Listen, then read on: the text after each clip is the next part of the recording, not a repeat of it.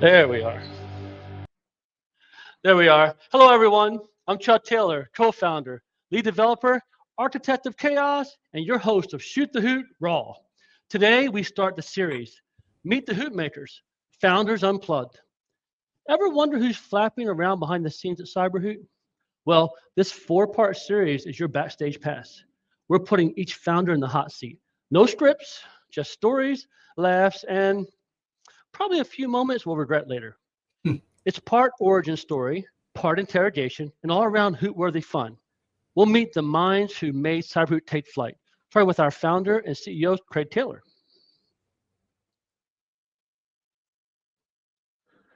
All right. So after we talk with Craig, we're going to dive into his origin story, the man who lit the fuse. It hasn't stopped hooting since. Then we'll take a quick flight through the land of bugs, breakthroughs, and beautiful updates. Then it's your turn. Ask Craig anything. No scripts, no filters. Lastly, Craig will share his hoot-worthy horror story, the fish passer, when not my job became the real threat. All right, folks, it's time to ruffle some feathers. Today, we're bringing on the man, the myth, the owl visionary himself, my good and longtime friend, Craig Taylor. But before he joins us, just know, this isn't your typical founder Q&A. Nope, we're going raw. No fluff, no filters, just real talk, real laughs, and probably a few overshares. We'll be asking Craig rapid questions like, what's his weirdest habit? What would his inbox be if it had a personality? And yes, what's the most Carl click he's ever made? Get ready for some wisdom, some humor, maybe a few things Craig wish we didn't ask. Let's bring him on. Hey, Chuck. Hello, Craig. Hey, Craig, how you doing? I'm great. How are you? Good, good, good. And I'm a little nervous. You're going to be fine. Trust me. And you know what? I promise, guys, we did not plan the hat thing. I always wear my hat. Craig just had me wearing his hat today. So I guess we're hat brothers today. And one of the questions we're always asked is, are we brothers? And Craig, what's your answer? We are brothers from another mother. That's right. Brothers from another mother. So Craig and I have known each other since 1999. So yes, I'm dating both him and me. That's 26 years. So long, good friend of mine. So I asked him to come on the show today. So I wanted to talk with him about it and have him tell us about CyberHoot, ask him some questions so we get to know him a little more personally as well. So Craig, in a minute, tell me how CyberHoot came about. CyberHoot is kind of the center of a Venn diagram, which sounds weird, but I have a psychology degree 30 years ago, and I've had a love of education ever since I was a coach in hockey, a level 4 coach, and I've spent 30 years in cybersecurity. If you took those three circles, teaching, psychology, cybersecurity, and put them all together, the center of those overlapping circles is CyberHoot today. It's a better way, in my opinion, to change behaviors and do so where it doesn't feel like work, where it's fun and entertaining. Kind of like how I play hockey. I'm working out, I get a workout, but I don't feel like it's working out. It's just fun. Understood. And I knew you were going to say psychology. I know it's your background, and I think you play psychological tricks on me sometimes too. So so I get it. But no, he'd never do that, as he shakes his head modestly. But, no, not me. The little devil. Anyways, so let's go on to some questions, right? So I have 10 questions for you that help the crowd to learn a little bit more about you and give you a chance to tell us about yourself. So first, let's hop over to the questions here. The first question I want to throw over to you is, what's your most productive hour of the day? And then what are you usually doing instead?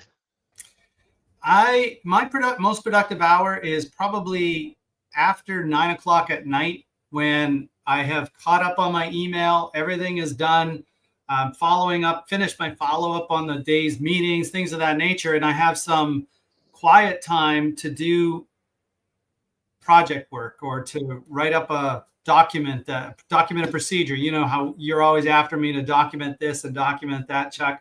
So I'm really productive in that time because the email flood has slowed down. Everything else is kind of taken care of.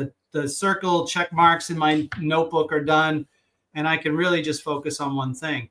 What I'm usually doing instead depends on the time of year. If it's playoffs, I'm watching the Bruins play hockey. If it's some other time of year, I might be watching golf or watching a show with my wife. We like to watch a few different shows on TV. So that's what I've been doing instead some of the time. Listen, so I can tell you that productive hour at 9 p.m. made sense. Because when I get up in the morning at 6:30, I see like 20 messages from Craig from everything he did from the night before that I didn't see when I left at 5 or 5 o'clock. All right, number 2. What's a piece of tech you couldn't live without and one you wish never existed? So I had to think about this for a little while, but it has to be a password manager. And that's for me, but it's also for a lot of the people I've talked to about, because I get this question too. What's the one thing I could do, Craig, to improve my security? And I vacillate between turning on multi-factor authentication or adopting passkeys. But if I could only have one thing, it would be a password manager. That's going to it makes my life so much easier. It saved my bacon one time. I got a LinkedIn report. Somebody wrote me a recommendation, and without thinking, I clicked. I'm human, make a mistake. And my password manager was looking at it for 5, 6, 7 seconds. I'm like, it's broken. Password manager doesn't work. No, I was on the wrong website. So if I can do it, anyone else can do it. It's something that we have to be careful about. So that was sort of your Carl. We call it the Carl click. Yeah, that might be the Carl click. I know we call it Carl. We came up with the name Carl. I had a really best friend in high school named Carl. It's not to you, Carl, if you're watching, but yeah, that's the Carl click. So what's one one technology you wish never existed? I have a love-hate relationship with my serotonin delivery system. This little guy here, my phone.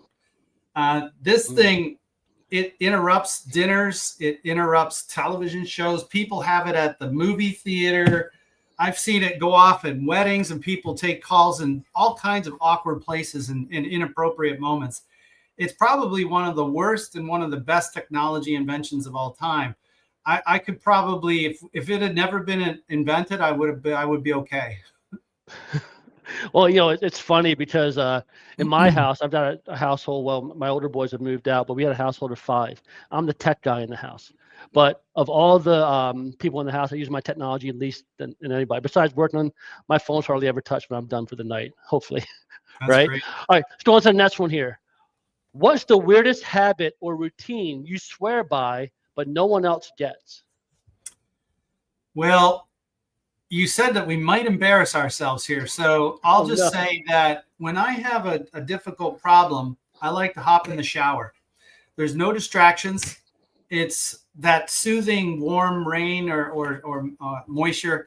It just completely clears my mind, and I can think about a problem without anybody knocking on the door, bothering me or interrupting me. Even my phone, my watch sometimes rings when I'm thinking deep thoughts or meditating or what have you.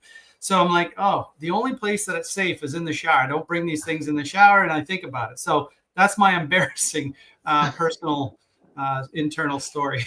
No, that's interesting. I didn't know you did that, but I did. I know when I'm in the shower, that's where most of my ideas come to me. Yeah. I don't know what it is. I just kind of sit there. I just kind of zone out, and next thing you know, maybe there's something to that. Maybe you should come out with something that talks about that, right? Like, hey, Craig Taylor's invention of new book showering idea. when you're upset. There you go. Yeah, the book. All right. Number 4, if your inbox had a personality, what would it be? Caffeinated chaos gremlin, I would think. It hides the important stuff when I need it and I can't find it. It makes calendar entries from anyone that has my public calendar link, so I'm constantly being booked into things that I might not have time for. It occasionally reminds me of success stories like, hey, your blog finally got me to adopt a password manager and passkeys. Like, you get some really good stuff coming in once in a blue moon. But most of the time, it's just ringing, dinging, and making a noise and distracting me from work. You know what, Craig? I've seen your inbox and caffeinated chaos. I can agree to that one. So he's definitely telling you the truth here. All right. Now, I've already talked about this already, but what's the most Carl click you've ever made? And be honest. Well, I can do another 30 one. years experience, Craig, right? I got 30 more. years of experience. You're the man. Listen, I got more. There was a time in the checkpoint interface when I was a firewall engineer. The apply the changes you've made to the checkpoint firewall rule set button is here. And the drop the firewall rule set is right here beside it. And maybe I was, the chaos gremlin was grabbing my attention, and I clicked the wrong button in the interface, which was side by each. And I took everything behind that firewall offline. Oh, no. And before I could undo it, my phone was ringing. The firewall's down. What's going on? Oh my God. Most embarrassing moment of all time, because you never do that as a firewall engineer. Just don't. And were people bothering you while you were trying to fix it? No, because it was just another click. But it had to do its thing in the background. And by the way, our firewalls had huge rule sets. So it was like a 5 to 7 minute outage. Oh, wow. While it processed. Dang. Like 2 clicks. Take it off, put it back. And it took that much time to fix it. Well, Yikes. it's interesting you bring that up, because all the call clicks don't have to be based upon phishing, right? It doesn't have to be phishing. It could actually be a mistake that an admin makes in an environment. Happens all the time, right? I will say this. Checkpoint changed their interface not that long thereafter because somebody made a really angry comment to them. Oh, nice. All right. Wonder who that someone is. I've probably heard that angry voice before. All right. Number 6. What's one thing people assume about you that's completely wrong? Well, Chuck, you're not going to assume that this is wrong, but most people, although you have a story about a coffee throw one time 20 years ago, but that's another story entirely. I think people assume that I'm always composed and pretty rock solid, but I'm multitasking like crazy. I'm taking client calls. I'm doing hockey line changes. I'm doing all kinds of things in my mind or in reality, sometimes all at once. You know, I might be playing a shift in hockey and thinking about something that I have to do at work that day. So there's a lot going on, and it's inner chaos, even if I'm outwardly pretty calm most of the time. Although, Chuck, you've seen me at my highs and lows, so you might already know this. I did see a time where you came in that data center and threw your jacket or coffee, said, "I'm going to kill him," and you left. I was like, "Whoa, never seen him like that before." But I won't tell that story. That's another time. All right, number 7. What was your first job, and what did it teach you about cybersecurity, if anything? Yeah, so I had to go way back. I was an entrepreneur at 13. I was mowing lawns in my neighborhood. I remember my parents wouldn't buy this stereo to play music in my room at home, and they said, "You want it, you got to buy it." And so the very long story short, it went on sale. Even it was like $50 off, so my parents bought it for me to save the $50, but they sat it in the basement and said, "You can't have it until you pay us the money." I must have mowed 50 lawns that summer to make enough money to pay for that darn stereo. But it taught me a lot about enterprise, the value of money, around taking initiative, earning trust of my neighbors who would pay me, for their lawns and that sort of thing. I did a lot of work that summer in retrospect, was this tiny little device, but it really made a difference in my life. So that's funny. I get it. And so your parents are definitely smart to save the $50. I don't know if it was smart and loving or more cruel to put it within reach now that you have it. So they didn't even let me unbox it. I had to leave it in the box sitting there for like 2 to 3. I think it was 2 months before I could afford it. Oh, I'm leaning more towards the cruelty part. How much you must have made him mad? I don't know. All right, let's go next. If you had a warning label, what would it say? May go into passionate diatribes about word of the day, or cyber literacy training, or the power of positive reinforcement over, punishment theory. Like I'm passionate about just about everything I do, and it comes out sometimes in some bloviation. That's the word we love, you and I. So Craig just challenged me with vocabulary for 26 years, right? So 26 years he's challenged me with vocabulary. And just to go back to you guys, when you said vacillate earlier, to switch back and forth, I kind of got it. I think that's the definition. I could be wrong. No, that's exactly right. But did I say it, or did you say it? You said vacillate earlier. Oh, geez. Doesn't even know he uses the big words, the $10 words without even knowing it. But I'm actually starting to get it. It's like I'm learning a new language. It's pretty cool. All right. So number 9, what's one thing you do every week that keeps your brain sharp, or at least caffeinated?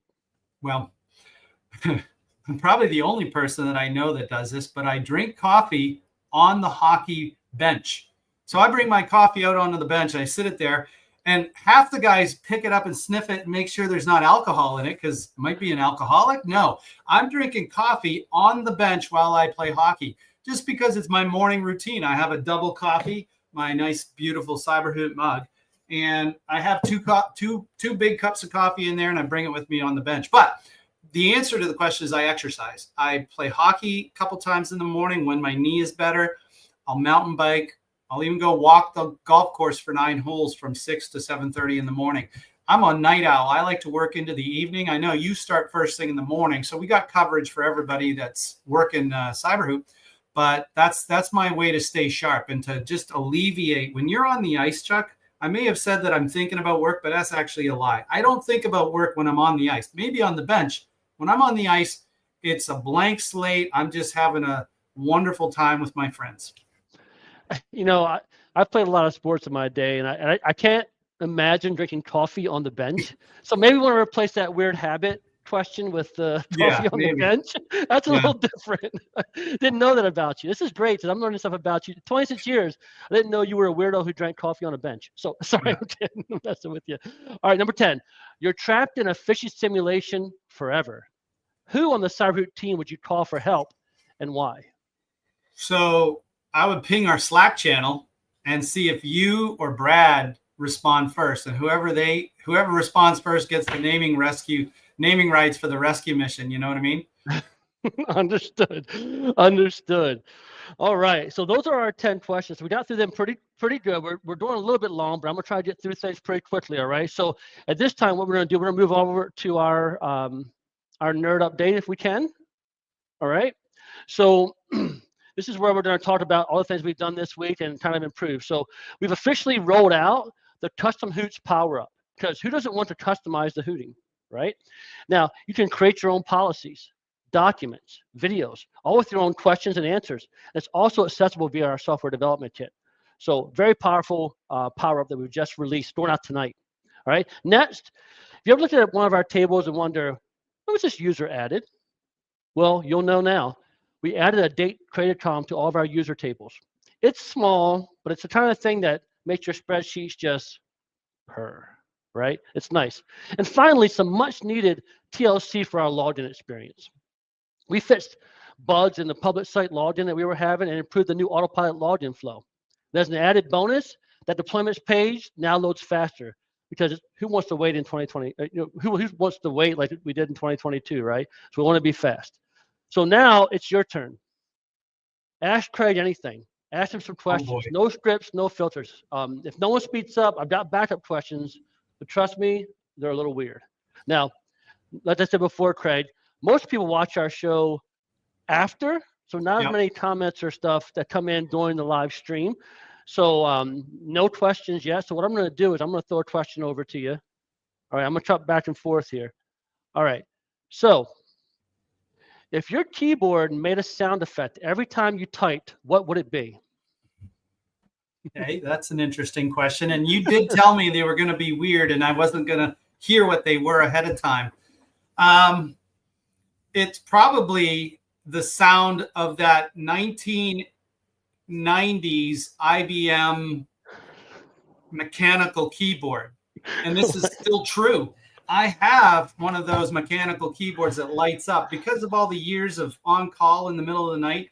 If I could see the keys to type in my password during a security escalation, I wouldn't have to wake up 100% before I could go back to sleep because it was a false positive. So it would make that click sound. Understood. All right. So, and listen, you see that little table behind Craig right there?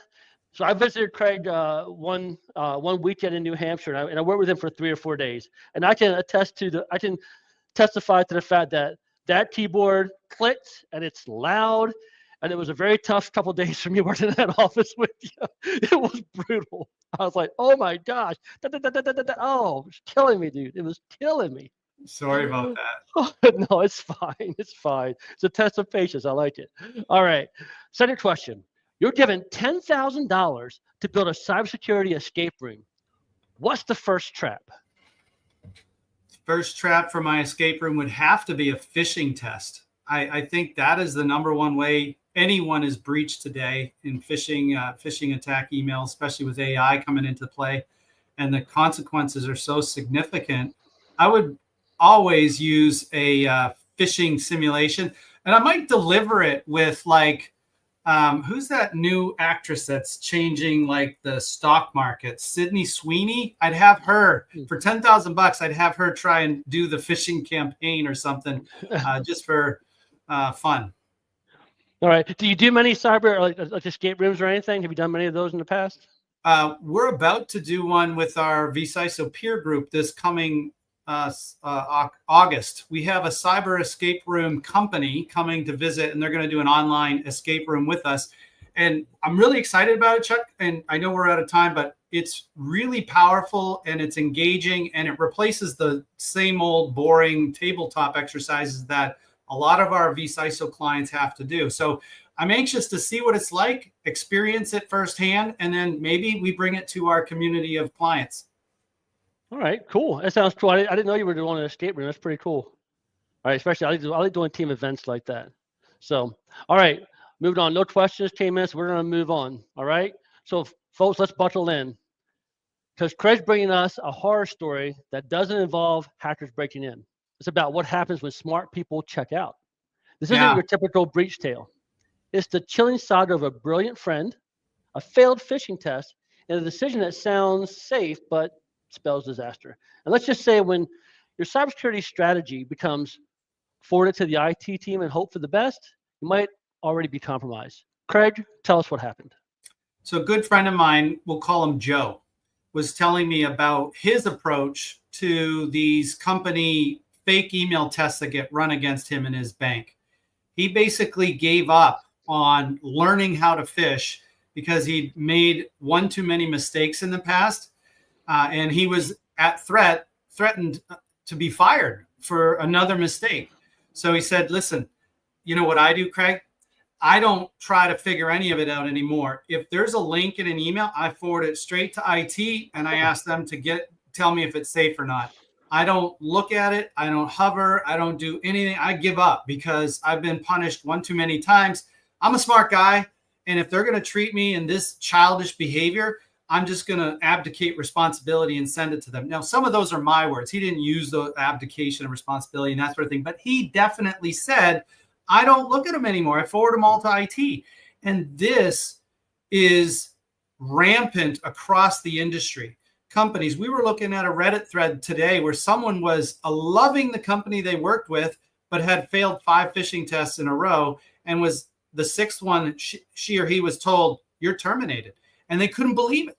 They didn't realize that they were up against the wall like that. And they were asking Reddit users, does this seem wrong to you? Am I off in my own world here thinking this is crazy? And it happens all over the world. And wouldn't it be nice, Chuck, if there was a better way to teach cyber literacy skills, to teach people how phishing works, why it's important, and how it works, feeding them for a lifetime? I mean, well, there is a better way, right? There is a better way. It's CyberHoot. It's CyberHoot. It's called Hootfish. Hootfish, right? Exactly. CyberHoot, your fun, entertaining, educational, positive reinforcement company, right? That's us, and that's us. And we're peeling back the layers, and we're opening up the curtain, letting you guys see on the back end our team, who we are, and kind of how we interact, and how things are, and who you're actually partnering with. All right. So, all right, Craig, thanks for the story. I appreciate that. And, folks, that's a wrap on today's episode of Shoot the Hoot. I'd like to thank Craig for joining us, being vulnerable, giving us an inside look of the man with the idea. So, Craig, thank you so much for joining us today. A pleasure talking to you. I'll be seeing you in another hour or so on another call. Yeah, but thanks, Chuck. Thanks so much for joining today. I really appreciate it. My pleasure. Happy to be here. Whether you've laughed, learned, or just nodded aggressively, we're glad you joined us. If you've got questions, thoughts, topics, ideas, or just want to tell us how much you love the Owls, and we want to hear it, send your notes, gripes, and glorious praise to shootthehoot@cyberhoot.com. Until next time, stay curious, stay cautious, and for the love of phishing emails, don't click stuff you shouldn't. Hoot on.